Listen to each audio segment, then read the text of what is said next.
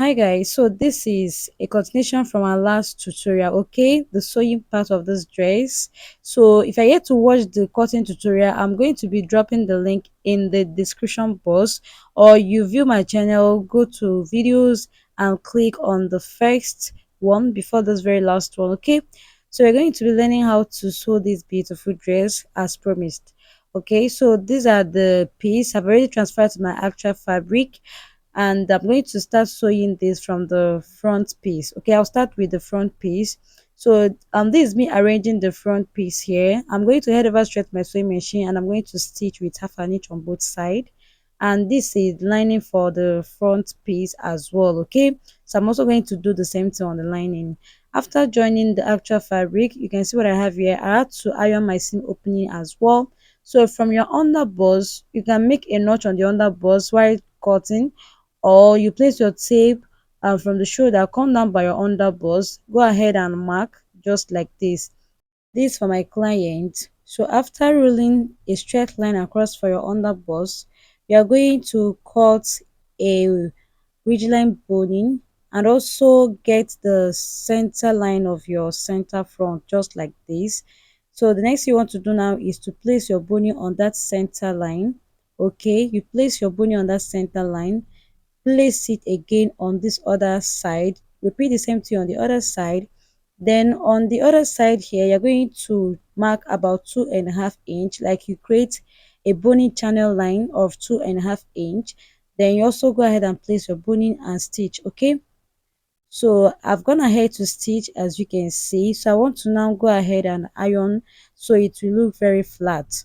All right, I was about ironing when they took light. You can see it did not came out so flat as it's supposed to be because they took light immediately. But not to worry, I'm going to iron it very flat later, maybe after sew it. Okay, so you're going to also place your lining right sides facing each other, stitch the neckline and both side.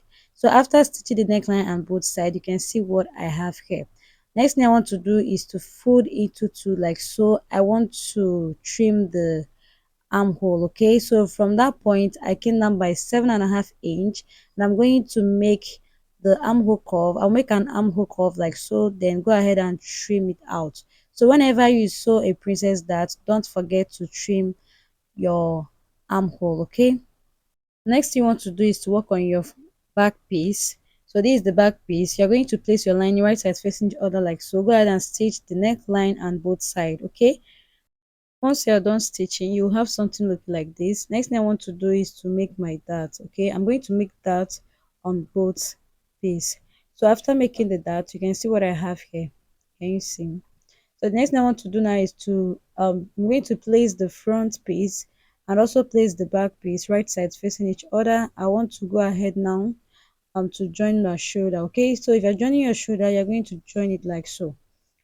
All right, so after joining, this is what I have, as you can see.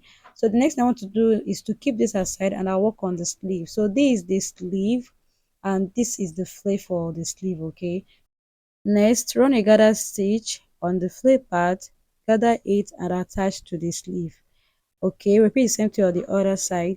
So after attaching, guys, this is what I have here. I did the same thing on the second sleeve. So the next thing I want to do now is to, join this on the shoulder. I'm going to attach the sleeve to the both shoulder, just like this. When attaching, ensure you make use of 1/2 inch. Okay, for a stitching allowance, go ahead and attach. After doing that, this is what I have. So the next thing I want to do now is to shape the sleeve and also shape the both side of the half length. Okay, after shaping, guys, you can see what I have here. I also hemmed the sleeve, as you can see, and this is what the back looks like. So I'm going to keep this aside and I'll work on the down part of the gown, that is the gather part of the gown. So I'm going to run a gather stitch just like this. Okay, then I'll gather it and I'll be right back. So after running my gather stitch and gathering as well, this is what I have. Okay, so the next thing I want to do now is to measure from the waistline of the half length to the other side. What I have there is total of 43 inch.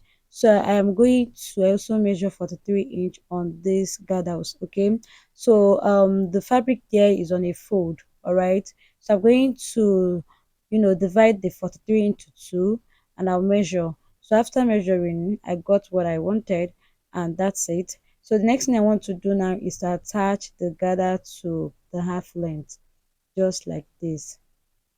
Okay, you're going to attach the girdle like so, and when stitching, make sure your V is pronounced. Okay, make sure the basque effect is well pronounced at the front side.